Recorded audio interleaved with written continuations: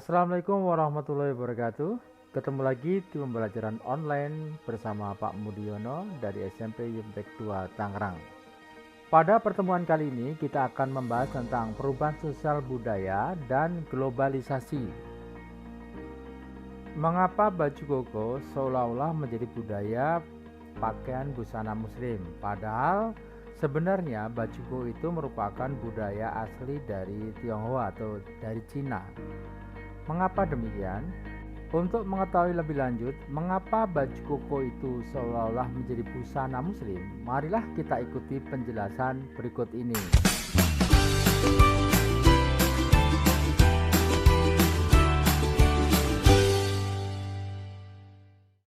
Tujuan pembelajaran kali ini adalah mengetahui pengertian perubahan sosial budaya, menjelaskan bentuk-bentuk perubahan sosial budaya, memahami aspek globalisasi di berbagai bidang kehidupan, menganalisis dampak globalisasi dalam kehidupan bangsa Indonesia, dan mendeskripsikan upaya menghadapi globalisasi.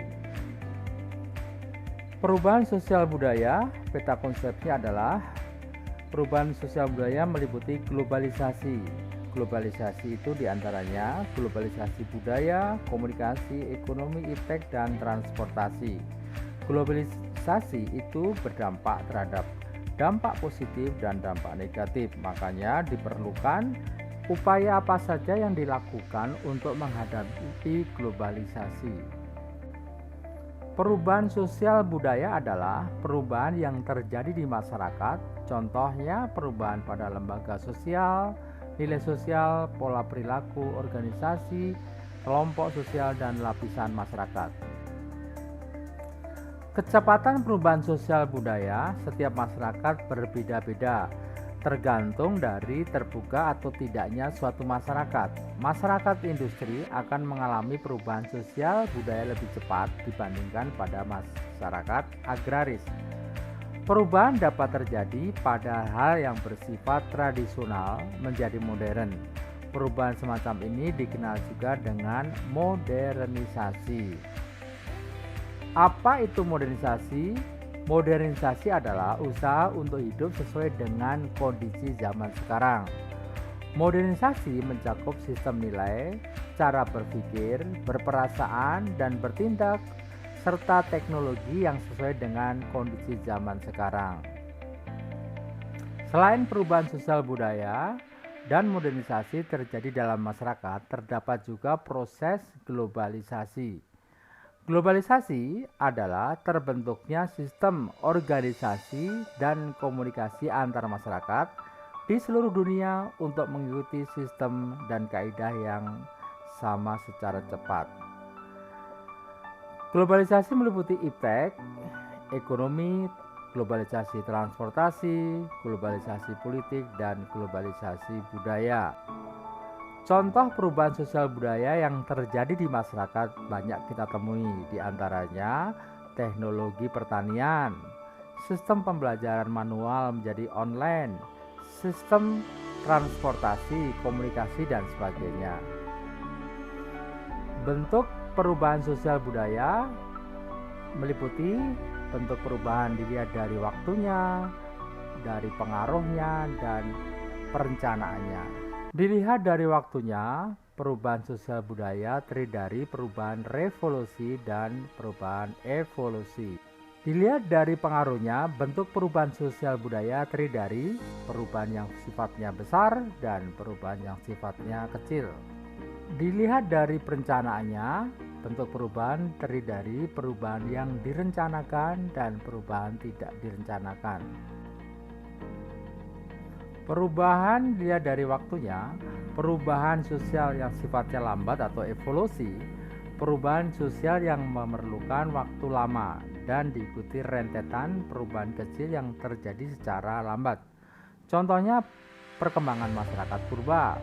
Di situ ada masyarakat berburu, masyarakat meramu, dan masyarakat bercocok tanam. Perubahan sosial yang sifatnya cepat atau disebut dengan revolusi, perubahan sosial yang berlangsung dalam waktu yang cepat, dan hal-hal yang mendasar dalam masyarakat ikut mengalami perubahan. Contohnya, revolusi industri di Inggris, industri transportasi, perdagangan, urbanisasi, dan kesenjangan sosial pun juga terjadi. Perubahan dilihat dari pengaruhnya, perubahan yang berpengaruh kecil, contohnya perubahan yang tidak membawa perubahan pada unsur struktur sosial masyarakat, contohnya perubahan model rambut, gaya busana, gaya hidup, dan lain-lain. Perubahan yang berpengaruh besar adalah perubahan yang membawa perubahan dalam sendi-sendi kehidupan dalam suatu masyarakat. Contohnya industrialisasi suatu daerah. Dari daerah pertanian menjadi industri tentunya banyak perubahan. Justru ada ke warung makan, kontrakan, dan sebagainya. Perubahan dilihat dari perencanaannya, perubahan yang direncanakan dan perubahan yang tidak direncanakan.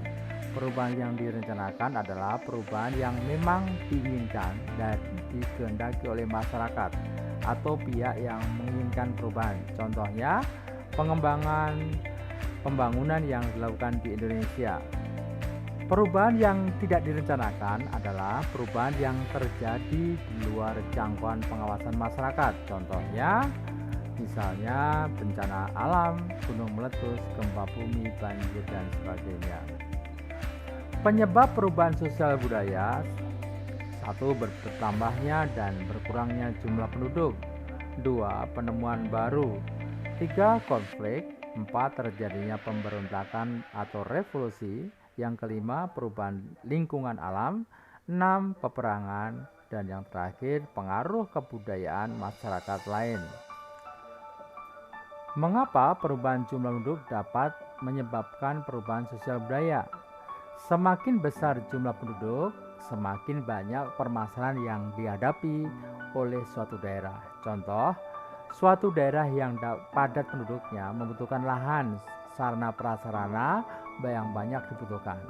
Bagaimana daerah yang ditinggalkan, maka lahan di daerah akan terbengkalai karena usia produktif pindah ke kota. Berikutnya, mengapa penemuan baru dapat menyebabkan perubahan sosial dan budaya? Karena penemuan baru dapat menyebabkan perubahan perilaku yang diakibatkan dari perubahan di bidang komunikasi, interaksi sosial, status sosial, pola pikir, dan tindakan manusia. Contohnya penemuan handphone, internet, sosial media, dan lain sebagainya. Mengapa konflik dapat menyebabkan perubahan sosial budaya? Ketika di suatu masyarakat terjadi konflik, maka akan terjadi perubahan sosial budaya secara cepat pada masyarakat, karena akan merubah nilai-nilai yang ada di dalam masyarakat itu sendiri. Contohnya ketika Indonesia terjadi konflik GAM atau Gerakan Aceh Merdeka, maka hubungan antara Indonesia dengan Provinsi Aceh khususnya terjadi ketidaknyamanan. Mengapa pemberontakan atau revolusi dapat menyebabkan perubahan sosial budaya? Revolusi muncul karena adanya ketidakpuasan atas suatu kepemimpinan, menginginkan suatu perubahan besar. Contohnya, revolusi di Indonesia terjadi pada tahun 1945 ketika Indonesia merdeka. Yang kedua, reformasi di Indonesia tanggal 21 Mei 1998. Mengapa perubahan lingkungan alam dapat menyebabkan perubahan sosial budaya? Perubahan alam dapat terjadi karena faktor alam dan faktor manusia. Perubahan ini contohnya terjadi banjir, lahan panas, gunung meletus, gempa bumi, tsunami, dan sebagainya. Berikutnya, mengapa peperangan dapat menyebabkan perubahan sosial budaya? Perang akan membawa perubahan besar dan kecil dalam warga masyarakat. Bangsa yang menang perang akan memaksakan kebudayaan kepada negara yang kalah perang.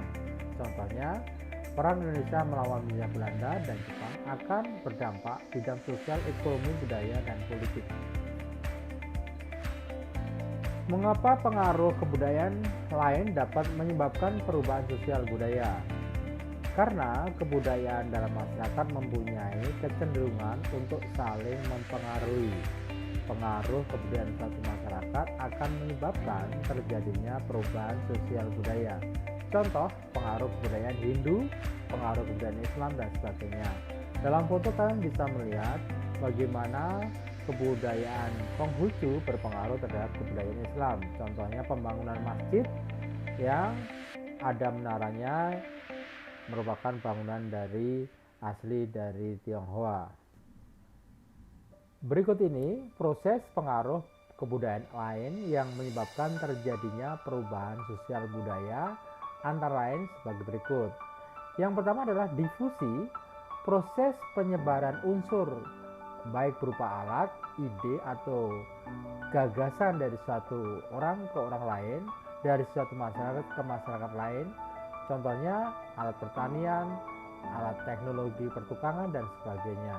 Akulturasi terjadi ketika suatu kebudayaan tertentu yang dihadapkan dengan unsur-unsur kebudayaan asing, lambat laun unsur kebudayaan asing tersebut melebur atau menyatu ke dalam kebudayaan sendiri atau asli, tetapi tidak menghilangkan ciri kebudayaan lama. Contohnya, ketika berkembang musik rap dari negara asing bertemu dengan gabungan dengan bahasa Jawa, maka terciptalah akulturasi musik rap dengan bahasa Jawa.